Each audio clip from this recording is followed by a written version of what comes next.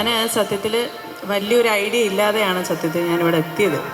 അപ്പോൾ ആദ്യമേ തന്നെ വന്ന് ഇരുന്നതിൽ ഒരുപാട് ഗുണമുണ്ടായി എന്ന് തോന്നുന്നു. കാര്യം ഒരുപാട് ഡീറ്റെയിൽ ആയിട്ട് ആമോദിനി ഇന്ത്യനെ കുറിച്ച് കേൾക്കാനും അറിയാനും പറ്റി.